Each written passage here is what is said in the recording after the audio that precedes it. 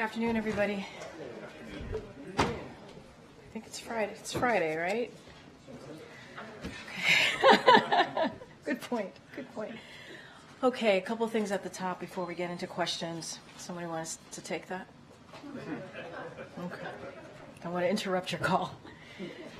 Okay, so I want to address some devastating news out of Oklahoma. As a parent, I was absolutely heartbroken to learn about Next Benedict's death. Every young person deserves to feel safe and supported at school. Our hearts are with Next Benedict's family, friends, entire school community in the wake of this horrific and gut-wrenching tragedy. I know that for many LGBTQ plus students across the country, this may feel personal and deeply, deeply painful.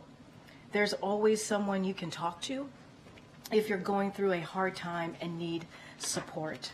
The president and his administration launched the 988 line to help, and we have a line dedicated to serving LGBTQ plus young people that can be reached by dialing 988 and pressing 3. Through devastating tragedies like these, we must support each other and lift one another up. Now, in another news that we learned that came out this week is how the people of Alabama woke up to shocking news. The state Supreme Court has put access to fertility treatments at risk for families who are desperately trying to get pregnant. It's unimaginable for people who want to become parents, and it's a devastating example of the kind of chaos and confusion that has resulted from the overturning of Roe v. Wade. There are reports that families seeking fertility care don't know what to do or where to turn. Doctors are afraid of prosecution, and families in other states are worried they might be next. But this is not the first time reproductive care has been disrupted in Alabama, a state where women are already living under a total abortion ban. The state has no exception for rape or incest. This is the same state whose attorney general threatened to prosecute people who help women travel out of state to seek the care that they need. And it's not just Alabama. We're seeing this chaos play out across the country. The day Roe fell is the day that the floodgates opened for Republican elected officials to dictate some of the most personal decisions families can make. Now, as a result, 21 states have abortion bans in effect. In nearly all states, doctors can be charged with a felony for simply doing their jobs. 27 million women of reproductive age now live in states with abortion bans. Over 380 state bills restricting access to abortion care were introduced just last year, and congressional Republicans have proposed 3 national abortion bans. It doesn't stop there, believe it or not. It doesn't stop there. Birth control access is under attack. Women are being denied care for ectopic pregnancy, and now, with this decision out of Alabama, IVF is under attack. So we want to be really clear here. It is absolutely unacceptable to this administration when women are denied the care that they need. It is unacceptable. President Biden and Vice President Harris will continue to fight to protect access to reproductive health care and call on Congress to restore the protections of Roe v. Wade in federal law for all women in every state. Now, as you saw this morning, we are excited to announce that on March 1st, President Biden will welcome Prime Minister Meloni of Italy to the White House to reaffirm the strong relationship between the United States and Italy. The leaders will discuss shared approaches to address global challenges, including their commitment to continue supporting Ukraine as it confronts Russia's aggressions, preventing regional escalation in the Middle East, and delivering humanitarian aid to the people of Gaza, developments in North Africa, and close transatlantic coordination regarding the People's Republic of China. They will also discuss Italy's G7 presidency and coordinate in advance of the NATO summit in Washington. And finally, earlier today, you heard directly from the president when he delivered remarks and issued a statement to mark the 2nd anniversary of Russia's invasion of Ukraine tomorrow. We mourn the many Ukrainian lives who have been lost as a result of Russia's unprovoked and unlawful war. and we are committed to continuing to support the people of Ukraine as they defend themselves against Russia's vicious and brutal war in Ukraine. As part of that commitment, we sanctioned over 500 targets today to impose additional costs on Russia for its repression, human rights abuses, and aggression against Ukraine. The Department of Commerce is adding more than 90 companies to the entity list for their activities in support of Russia's defense, industrial base, and war effort. And the Department of State is designating 3 Russian individuals who were connected to Navalny's imprisonment and the Russian government's harsh treatment of him. The U.S. government has designated over 4,000 entities and individuals in response to Russia's war on Ukraine over the past 2 years, the strongest set of sanctions ever imposed on a major economy. And we will continue. We will continue to take actions to ensure Mr. Putin pays a steeper price for his aggression abroad, the repression at home. At the same time, we need House Republicans to join us in standing up to Putin and to take action by passing the National Security Supplemental Bill to ensure we can continue to support Ukraine. Time is of the essence, and Ukraine cannot afford for House Republicans to continue to delay. Before I continue, we will have the week ahead later to all of you. I don't have that in front of me at this time, but obviously we'll share that with all of you. Go ahead, Zeke. Thanks, Karine. We've heard some sharp words from the President and yourself, criticism of the Speaker for not bringing Ukraine aid to the floor. Has the President reached out directly to the Speaker at all since their last conversation a month ago? So we haven't. I don't have a call to read out to you about a call between the President and the Speaker. You look, I want to be very clear here. We've been, and it's been clear to all of you, and you've all reported this as well. We know for a fact that if this bill, this national security supplemental, were to go to the floor, it would get bipartisan support. This is in the House, obviously. And we know that House Republicans would support this. We know that House Democrats would support this. All he needs to do, all the Speaker needs to do, is bring this to the floor. It will get support instead of playing political games here, instead of playing political stunts. And you all have reported, I believe, Politico reported how there is no direction for this Republican caucus in the House. They don't have a plan, and it's easy to do. This is something, and I'm going to be really blunt here, lives are at stake. If you think about what's happening in Ukraine, if you think about what's happening in the Middle East, lives are at stake here. This is about saving lives, and they can get this done. This is also about the national security of the American people. So if he truly stands with the American people, he would get this done. Put it on the floor. It will get bipartisan support. Put it on the floor. Stop playing political games. In your topper, you mentioned the Alabama decision. Is there any actions the federal government can take or is looking at taking to try to help women who are trying to get in vitro fertilization services, particularly at those hospital networks that have stopped the practice now? I mean, look, I don't have anything to share at this time. I know you're asking me, are there any policy actions, right, that we can take from here? Look, what we will say here is that the fix here is Roe v. Wade. That's the fix. That's how we get to a place where we fix what's going on and stop the chaos that we're seeing in these states. That's the fix. It is a legislative fix that needs to come from Congress. That's what we need to get to a place to. I don't have anything to announce here, but it is unimaginable of what families are now having to deal with and how this could spread to other states. And this is the chaos that comes from the Dobbs decision, that comes from what Republicans have been doing since the Dobbs decision. And so we have to get this right. We have to get this fixed by making sure Congress acts and makes Roe the law of the land. The courts got it wrong.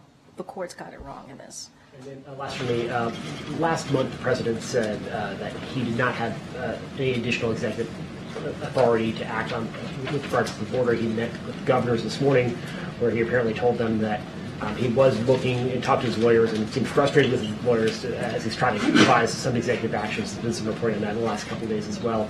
So is the President currently contemplating additional executive actions on the border? What are they and when will we see them?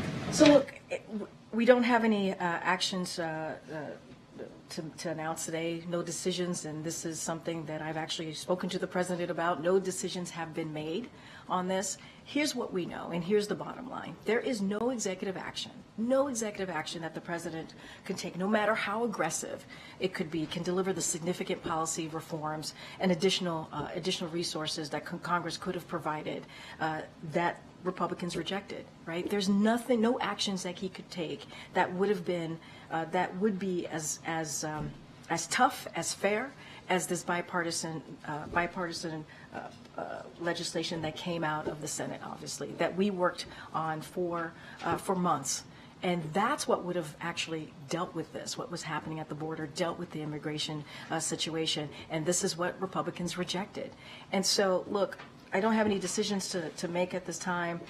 What we believe is that that piece of legislation that came out, a bipartisan piece of legislation that came out of the Senate, that would have been the way to move forward here. And again, Republicans in the House decided to block that. They decided to go a political direction. They decided on issues, on policies that were included in there that they believed in, that they, at one point, believed that's how to move forward to deal with the border. They rejected it. And so, again, don't have anything to announce at this time or any decisions, to be even more clear, and decisions that have been made right now. But we had something on the table that came out of the Senate in a bipartisan way, and they decided, and they rejected it, meaning the Republicans in the House. Thanks, Karine. On the Alabama IVF ruling, how concerned should American families be that this could spread to other conservative states? And does this president need to do more than simply calling for the codification of Roe versus Wade? Does he need to go further here, since this does deal with a separate issue? And I hear your question here. Yeah, they should be concerned. They should be concerned, on your first part of your question, they should be concerned that this could spread in other states. This is the chaos that has come out of the Dobbs decision. This is the chaos that has come out of getting rid of Roe, which was the law of the land for almost 50 years. And so, look, what needs to happen, I mean, the way that we fix this, or the way that we get to a place where women feel protected, where women can make decisions on their own body, where families can make a decision on how to move forward in growing their family or starting a family, is to get Roe v. Wade needs to be the law of the land. That's the fix. That's what needs to happen. That is the best way to move forward here. And on the border deal, the president had earlier said that he was out of options when it comes to executive actions. Does the fact that he's considering other actions mean that there was more he could have done earlier? So what changed? I'm going to be very clear. The bottom line, the only way we could move forward in a effective, more comprehensive way was to move forward with the bipartisan legislation that came out of the Senate. That was the way that we believe would have been one of the toughest, one of the fairest bipartisan border security bills that we have seen in decades. It would have dealt with giving resources that's needed at the border. It would have dealt with dealing with policy issues that relates to immigration. And that's the way we should have moved forward. A couple of things that it would have done: establish a fairer, a more efficient process for asylum claims with consequences for those who do not have a legal basis to remain in the United States, provide more resources to secure the border and process claims, Border Patrol agents, law enforcement personnel, and detection technology to combat fentanyl trafficking, asylum officers and immigration judges, make our country safer, our border more secure, while treating people fairly and humanely, consistent with our values as a nation. Republicans rejected this bipartisan agreement that came out of the Senate. That's something that the president worked with in a bipartisan way, obviously with Republicans and Democrats in the Senate for months. They rejected that. And we believe that is the direction. That is the bottom line for us. That's the way we should have moved forward. I don't have anything to announce or any decisions that's been made. Yeah. Roe versus Wade versus trying to protect women's rights to IVF treatment, they are two separate things. So is the administration looking at protections for the latter?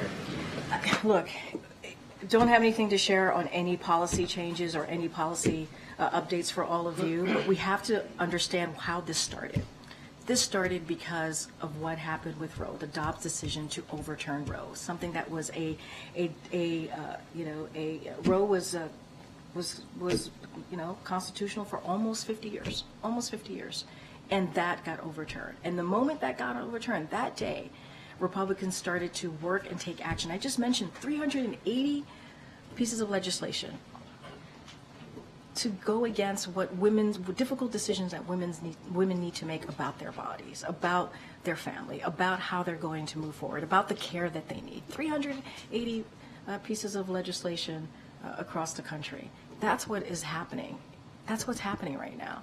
And so the chaos has been started. It was started the day that happened, the day Roe was overturned. And the only way to fix this, the best way to fix this, is to restore Roe. Thank you, Karine. The President made an appeal this morning to the governors at the White House, asking them to kind of go back to their states and talk to their congressional lawmakers about passing the Ukraine aid bill. I'm wondering if that is sort of the next course of action, where you're thinking about targeting the Speaker and top House Republicans in their districts. I mean, look, the President had an opportunity to engage with governors of both, obviously, of both parties, which is something that he does yearly, and they have important items to speak to on the agenda. And obviously, this is an issue that governors care about. We know that even with the bipartisan deal for the border security, obviously that came out of the Senate, we got support from governors. We got letters from governors. We got letters from that included mayors from the cities that were being affected. So we know that we got support from them.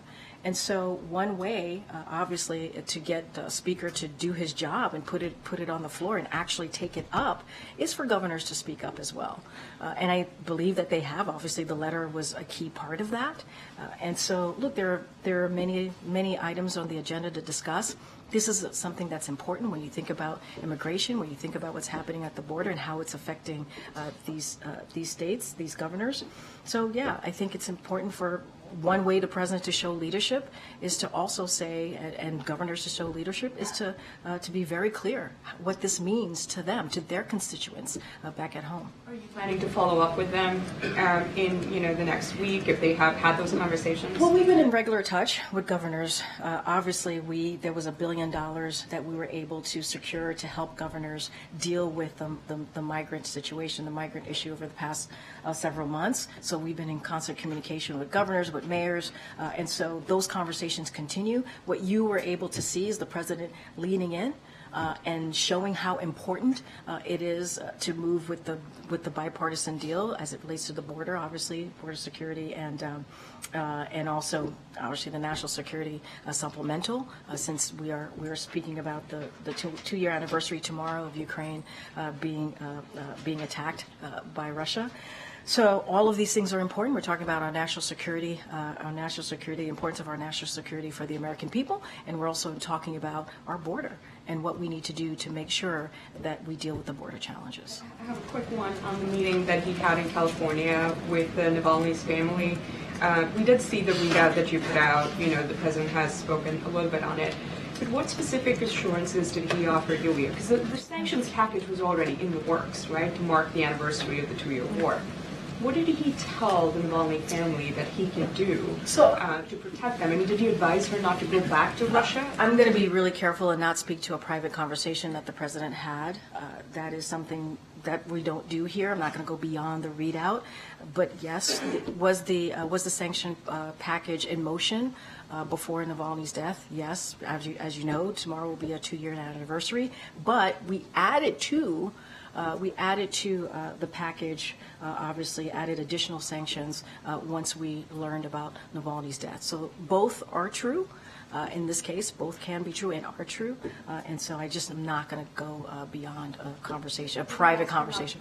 I'm just not going to do that. Obviously, it is her decision to make. I'm just not going to get into private conversations. Okay. Border deal aside, the White House is actively discussing taking executive action on the border, as the governors mentioned earlier today and as we've reported. So why now? Is the border deal just a jumping off point to new executive actions that the president can take? Look, I'm not going to comment on any individual policy option that's being speculated in the media. I'm just not going to do that. What we have been very clear, the bottom line is the way to have moved forward was with this border deal. that's the There's way. executive actions that are now being considered that weren't considered before. I'm not going to get into any policy discussions that are possibly happening or however it's being reported. I'm just not going to get into that. What I can say is the bottom line here, we believe no executive action, no matter how aggressive it could be or could look, would have been as significant as the border deal that came out of the Senate in a bipartisan way. No action. And let's not forget, Republicans rejected that. And so don't have anything to go on beyond that.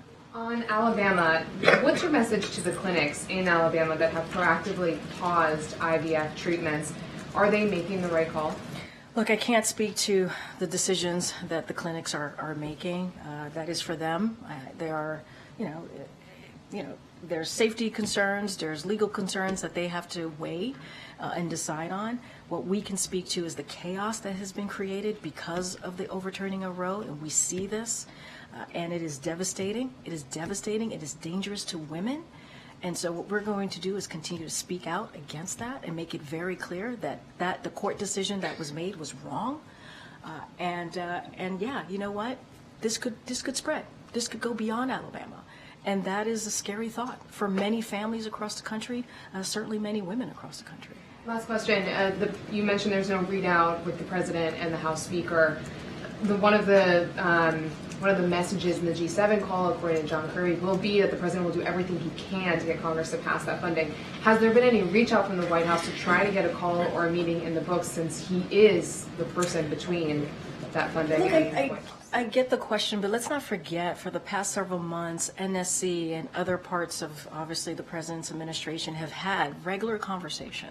You've heard Jake Sullivan speak to going over to the House and the Senate to talk to Republicans and Democrats about the aid, about the importance of the Ukraine aid. You've heard that conversation. You've heard him say this from this podium.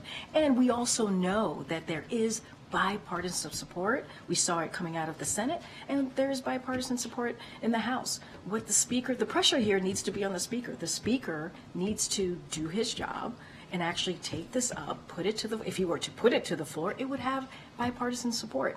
But we've been doing our job. We've been having those conversations with congressional members, and it's unfortunate that the Speaker chooses to turn this into a political football here. This is not what this is about. This is about our national security. This is about the American people. Okay. On the sanctions that were announced today, what makes these sanctions any more effective than the hundreds announced before? Yeah. So a couple of things that I just mentioned. So first of all, these sanctions are cumulative, so we have to look at it in that way. These are 500 new targeted sanctions that are now being sanctioned. The targets are being sanctioned for the first time, so that's important to note. These targets are within Russia's defense industrial base, its financial system, and it will continue to impose costs on Russia to make it harder to carry out its brutal war and vicious war in Ukraine. We will continue to make sure that we hold Putin's aggression accountable and raise the cost on his, on not just him, but also his enablers. But we also, as I've stated, we need Congress to act. They need to do their job. They need to provide the assistance that Ukrainians need to continue to fight Putin's brutal war. That's what they need to do. They need to be able to make sure that we provide Ukrainians with the assistance to defend themselves. And so we are continuing to urge the Speaker. Again, if the Speaker were to put this on the floor, we would see a bipartisan support for the national security bill. I guess asked another way, you've been about 4,000 sanctions now in the last 2 years. It hasn't stopped the war. So to what extent or how should the success of these sanctions even be measured if that hasn't happened? No, I totally get the question. Look, we believe they've been effective, right? That's what we believe. The goal of sanction and export control is to increase the cost of Mr. Putin and his enablers. And it's clear that our sanctions and imports controls are having an impact. And so, and it's not just them, it's obviously Russia had been forced because of we're raising the stakes on Russia and his enablers. We see Russia being forced, right, to turn to countries like Iran and North Korea to get the arms and ammunition it needs to carry out this war. I want to just lay out an example from Bloomberg. Bloomberg reported last month that Russia's government has tapped almost half of the national wealth funds available reserves as it pours money into its defense budget at the expense of Russia's other needs. When you think about Putin's own oil czar, he's linked the fact that Russia has been forced to sell its oil at heavily discounted prices to our coalition's increased enforcement of oil price cap in recent months. So we have seen the impact. We believe, again, this is cumulative. What we were able to sanction, again, 500 additional targets, and we believe that it has had an impact on. On the Alabama IVF ruling, you have spoken out just here forcefully about it. The Vice President did yesterday and continues to on her national tour.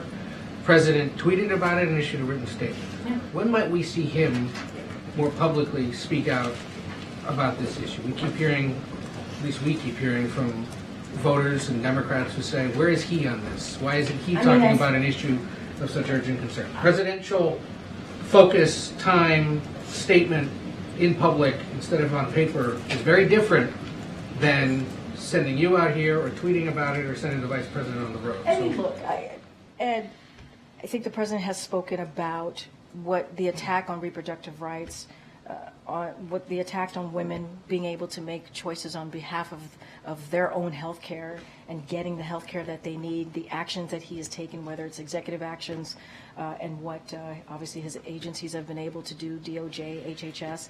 I mean, those have been done because of this president. And he has spoken to this many times. The day that Roe was overturned, you heard from the president. The president was the only person that spoke to this on that day. And I would argue that a statement from the president is incredibly powerful, is important. He spoke to this through his statement. And the president has been very clear where he stands. He believes that we need to continue to protect women's right to make a decision, reproductive health decision, pardon me.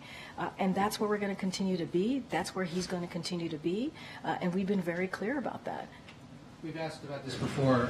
The Congressional Hispanic Caucus is once again concerned they are not being brought in to conversations about potential executive orders and other actions taken by the White House, saying that what they're reading about at least is unacceptable to them and they haven't had much dialogue with the White House about it. Are there any plans to remedy that? So first, no decisions haven't been made. I want to be very, very clear about that again. And I would say that we are in regular communication, regular contact with members of the Hispanic Caucus, members of the Progressive Caucus, just members of... Well, they claim they're not. From my understanding, and I've asked about this, we've been in regular communications with them. And so obviously we respect congressional members. We work very closely with them on many issues. We've been in regular communication and regular contact. We just don't have any decisions to make on any executive actions. We just don't have any decisions that have been made, and that may be why they haven't been talked to about that particular issue. But I would say as it relates to immigration, as it relates to what we've been trying to do, certainly as it related to the bipartisan agreement that came out of the Senate, we were in regular discussion. No decision has been made. No decision has been made here. Okay. Thank you. We know what the governors told us, that the president told them about the border and what he's considering with regards to executive actions. Just for the sake of clarity, can you tell us what the president told them? I'm just not going to go into private conversations. I'm just not. The governors can speak for themselves. I'm just not going to go into it. Okay. And Tammy Duckworth, the senator from Illinois, is talking about legislation that could protect IVF at the federal level. If Congress were to pass legislation to protect IVF, would President Biden sign it? I have not seen the legislation. I have not talked to our Office of Legislative Affairs about it, so I want to be super careful here. Obviously, Tammy Duckworth, Senator, is a close colleague, someone we've worked very closely with, so I just would need to talk to our Office of Legislative Affairs. We believe the best way, honestly, to get this done as it relates to the chaos that has been created is to get Roe to become law of the land, and that's something Congress can do.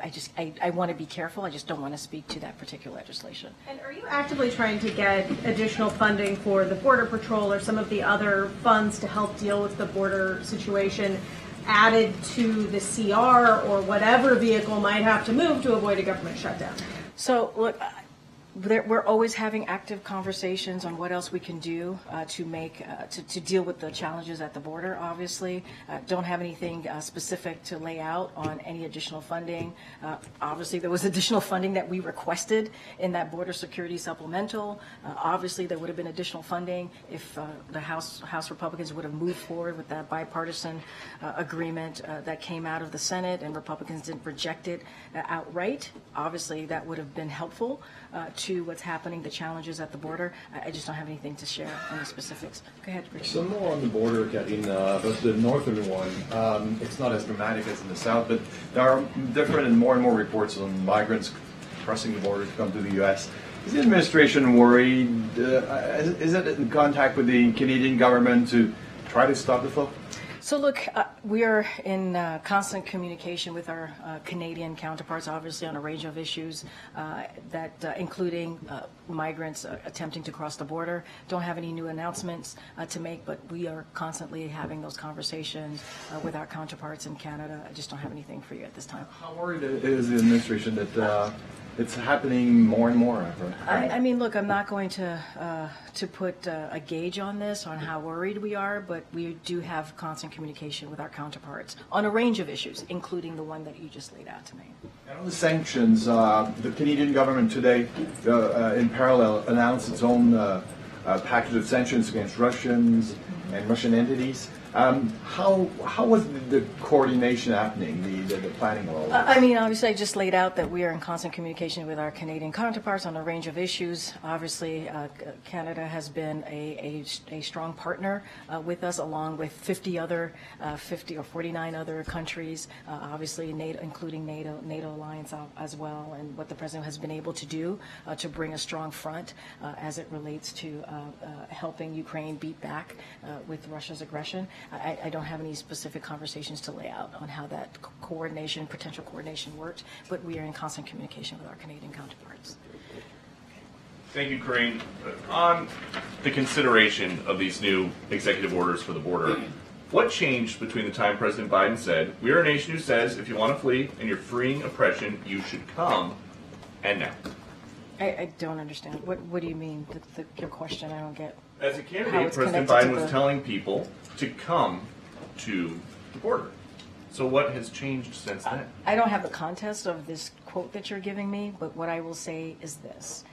The president took this issue very seriously of what is happening at the border and the immigration system as a whole, right? And we have said over and over again, this is a system that has been broken for decades.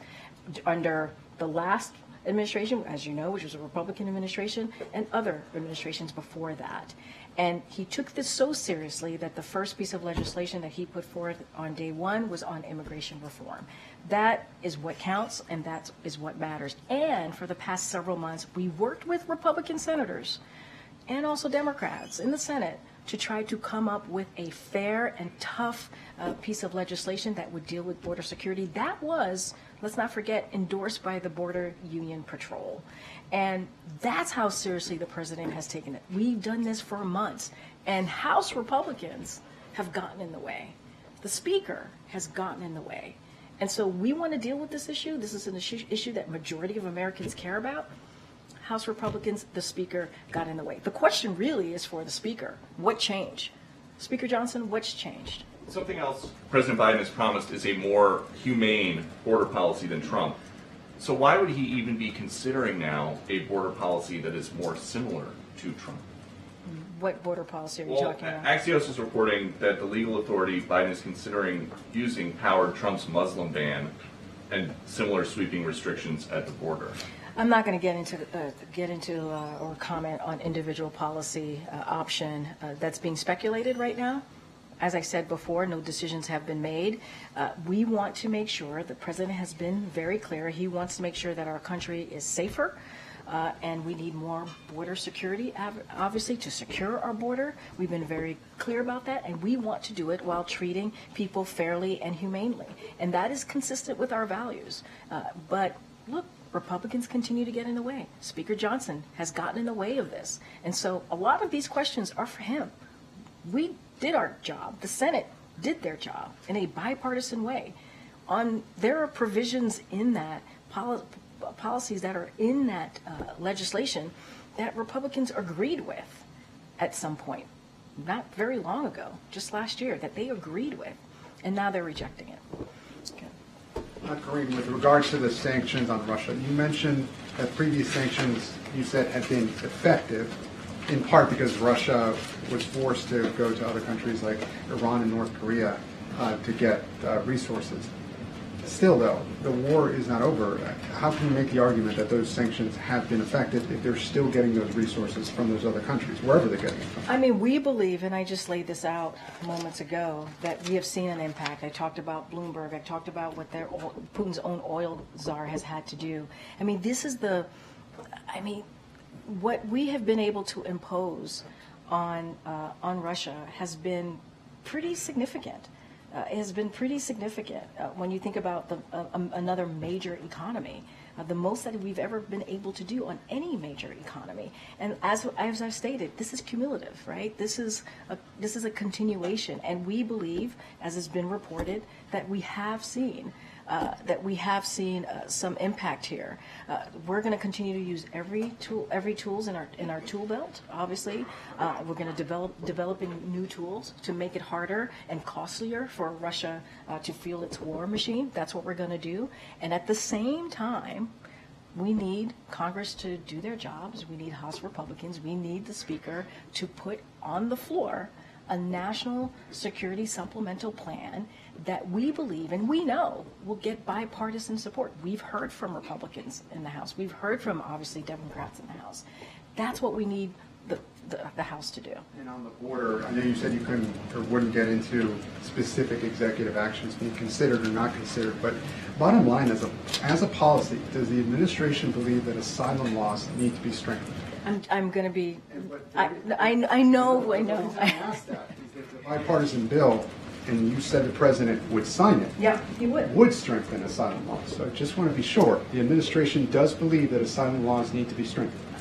Obviously, because it was as you just stated, in the bipartisan legislation that came out of the Senate that the president's team worked very closely on. I just want to be very, very clear and very careful. Decisions haven't been made. I'm not going to get into any internal policy, individual policy, option that's being speculated in the press. I'm just not going to do that from here. But no decision has been made. And finally, on a separate topic, I know the U.S. has had a complicated relationship with Mexico before. I wanted to get the White House's reaction to President López Obrador doxing a New York Times reporter in a press conference. Oh, well, I've not seen that. Obviously, that's not something we support.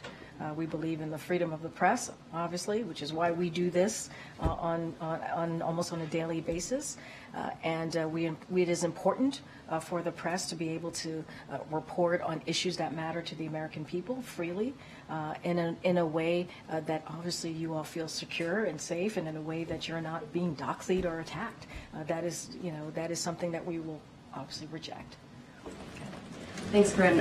One follow-up on Next Benedict and then another on a separate subject. Given that Nex's family said they had been bullied in the months prior to their death, specifically about their gender identity, and the family also says that Nex was physically assaulted the day prior to their death, does the White House think that this case should be the subject of a federal hate crime investigation? I'm going to be really careful. That is something for the Department of Justice to decide on. I cannot speak to that. Obviously, our hearts go out to Nex Benedict's family. It is a tragedy that is awful, and I said this at the beginning, and I'll say it again. Every kid should feel safe and should feel protected when they go to school, and this should not be the case. But that is something, as far as any legal action, that's something for the Department of Justice to decide. And then the Florida Surgeon General defied CDC guidelines this week, suggesting it's fine to send unvaccinated kids to school amid a measles outbreak there. This comes as the CDC says that routine childhood vaccinations hit a 10-year low in 2023, putting about 250,000 kindergartners at risk for measles. Does the administration support tightening the kinds of philosophical and religious exemptions that are increasingly being used to defy school childhood vaccine mandates? And what else is the administration doing to promote the importance of childhood vaccines, especially against the backdrop of this nationwide uptick in measles outbreaks? So just a couple of things. as it relates to the outbreak, the CDC is actively monitoring these cases, and as you know, we have the White House Office of Pandemic Preparedness and Response remains in close and regular contact as we continue to work and monitor what's going on the ground, and we want to make sure that communities feel safe. Obviously, so any questions on specifically on that, I would refer you to the CDC. Responding to measles outbreaks, which are now obviously occurring in every region of the world, is a priority for this administration.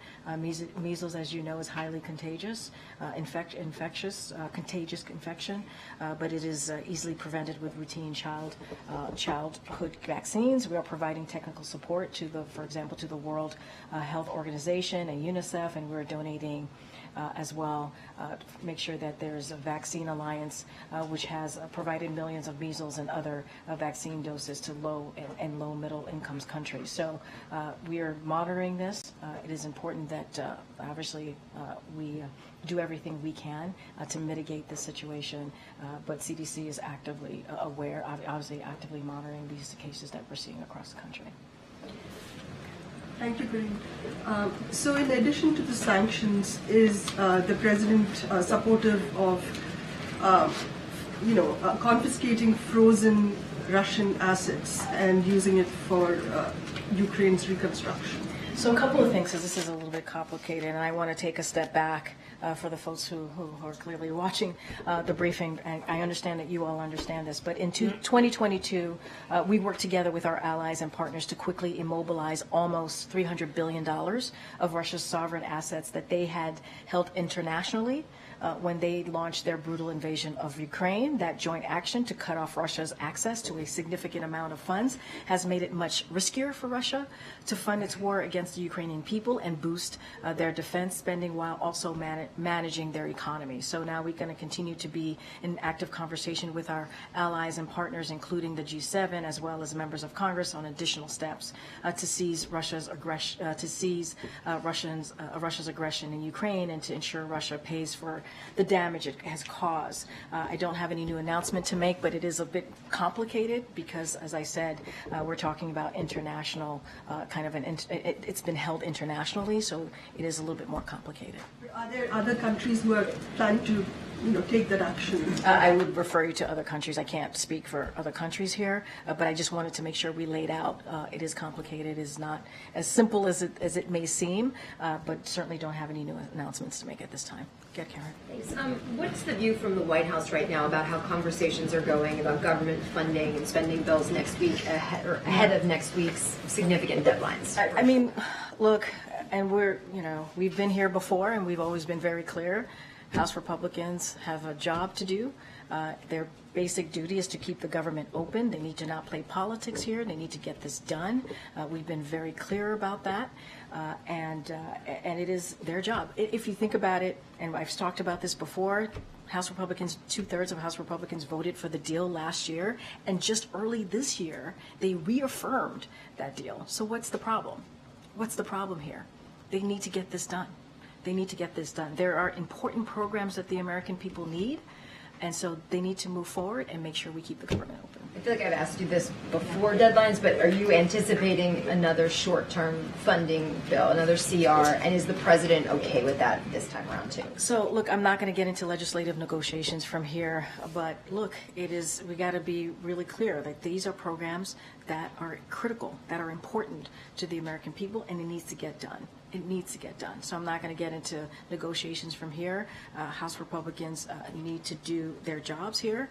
They need to get to work, and they need to make sure that they prevent a needless shutdown. And are White House officials involved in any conversations, like legislators, with congressional leaders this weekend about getting closer to something? So I can say that OMB and our Legislative Affairs team are in touch with lawmakers from both parties every day on the need to keep the government open. But again, this problem is a problem of the House Republicans making. It's not something that we can fix for them. This is something that they can deal with. This is something that they need to actually work on, and they need to get to work here. They need to get to work. Thanks, Karine. I want to try a little bit different on the executive actions, possibly on the border. The bills are stalled, so why wait 3 years now in to take alternatives or take possible executive actions? What are you talking about? You mentioned the bill that when the first week in office, the president issued his bill for immigration reform, and then the negotiated Senate bill. Those are both stalled. The House is not taking. I think you're seeing it very differently than we are. We're saying that the president took it very seriously. He took it very seriously by taking action on day one, putting forward a comprehensive immigration policy legislation that he wanted Congress to act on. They did not act on it. We taken actions on our own, and we've been able to secure some funding to deal with what we've seen at the border, but we need more. We need more, and we've said this. We have said this for the past 3 years, and House Republicans have continued to get in the way. In the last couple of months, we worked with Senate Republicans and Democrats for several months to come up with a border security that is tough, that is fair, that's supported, that was endorsed by the Border Patrol Union. The Border Patrol Union endorsed this legislation. Republicans rejected it. So this is something for Republicans in the House to speak to. We've worked with the Senate in a bipartisan way to get this done, to actually deal with an issue that matters to the American people in a bipartisan way. And House Republicans have allowed politics to get in the way. And Speaker Johnson left early. After, if you think about the national security supplemental that we had to take out, they had to take out the border security from it because that's what the speaker wanted. That was done out of the Senate. It was passed, and then the speaker went home early and is gone. He went on vacation early, and so this is truly a question for the speaker. Well, my question is now we're hearing about executive actions that could be taken. Why wait this long to look at executive I've been very actions? clear. We have made no decisions on that. I'm not going to get into policy discussions or hypotheticals that we're hearing right now. Be very clear. But the focus here should be what happened in the Senate in a bipartisan way that Republicans have rejected. That is the reality that we're in here, Ed. That's the reality. And then one more, if I may. In fiscal year 2023 at the border, there were 24,000 Chinese nationals that had illegally crossed, and 288 were deported. And the National Border Patrol Council president says that the vast majority of them coming across now are military-aged men. What's the level of concern for the White House about these military-aged men? So this continues to be a concern for this administration. So we'll just start there. But speaking specifically to individuals, just in general, who pose a risk to public safety and national security, regardless of nationality, they are detained as they undergo immigration proceedings and are removed. If they do not have a legal basis to remain in the United States, global migration is at the highest since World War II. And that means we work with our international partners to bolster their enforcement capabilities while expanding economic opportunities and lawful pathways. That's what we've been able to do for migrants deserving of protection, specifically under the President's Los Angeles Declaration for Migration and Protection and America's Partnership for Economic Prosperity. And again, I go back to that bipartisan agreement that came out of the Senate, and that would have been a step forward here. It would have been a piece of legislation that, as I've said, would have been tough, it would have been fair, and it was endorsed by the Border Patrol Union. And Republicans in the House rejected it.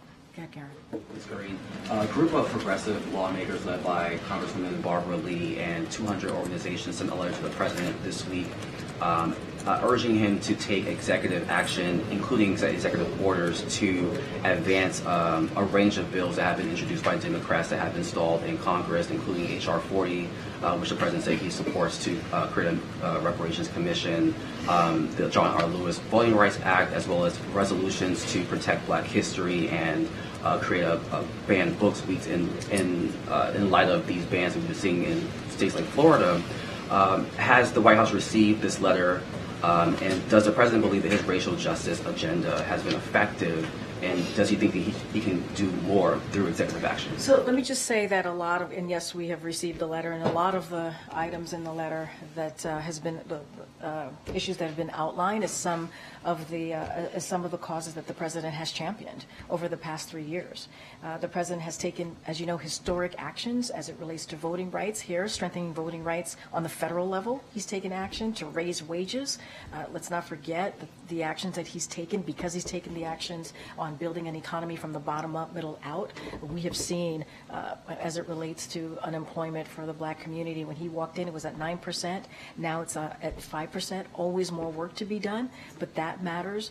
Black wealth has jumped up to 60% since the pre-pandemic days. He supports a study of reparations and continues and the continuing impacts of slavery, and signed an executive order to deal with racial equality on his very first day in office, as it relates to the federal government and what the agencies can do better. And also, he's spoken about banning of books as it relates to Black history. So the president's is committed to making sure that we address racial inequalities here, and he's going to continue to take action to make sure no communities are left behind. And as I just stated, he's taken historic executive action on this issue. This is a priority for this president. When he walked into this administration, he talked about the different crises that our country was dealing with. Climate change, it was COVID at the time, the economy at the time, racial inequality was part of that as well. And so he's committed. He's committed. You're trying to get me. Go ahead, sir. Thank you. Karine, last year in December, the administration sold weapons to Israel bypassing Congress. Why can't the U.S. do the same for Ukraine right here and right now, given their desperate need of weaponry? I mean, we actually need funding. We need this funding in order to get Ukraine what they need. It's gone. You've heard the admiral speak to this. You've heard the National Security Advisor speak to this from this podium. It's gone. There's no more. We need Congress to do its job and to pass much needed assistance, security assistance that the Ukrainians need. Or the sale of weaponry. There's a lot more to this, right? There is actual funding that we need to make sure that we get, so that DOD and so that obviously the Pentagon can do what it needs to do in order to give the security assistance that is needed, to give the weapons that they need to fight against Ukraine's aggression. You've heard the admiral speak to this today. In his gaggle, and you've heard him talk about this multiple times.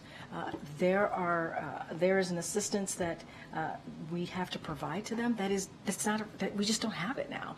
We're done. If there is no success on the Hill, would you consider selling weapons to Ukraine? The way to deal with this is to pass this national security supplemental. The way to actually help the people of Ukraine to fight for their sovereignty, to fight for their democracy, to fight against Mr. Putin's aggression is to actually pass this national security supplemental that would get bipartisan support in the House. It will. That's how we move forward here. There's no other way to actually do this in a bipartisan scenario. It's there. And the speaker needs to do his job. Speaker Johnson needs to take this up. We know that the bipartisan support exists. We've heard from Republicans speak to this directly and very recently. So why doesn't he just do his job and stop putting politics in front of this? This is why I don't want to get into hypotheticals, because there's an option that exists. There's an actual option that exists. And the speaker's putting politics in this. And that's not how we should move forward. All right, everybody. Thank you so much. All right. See you tomorrow. Not tomorrow. Tomorrow's Saturday. See you next week.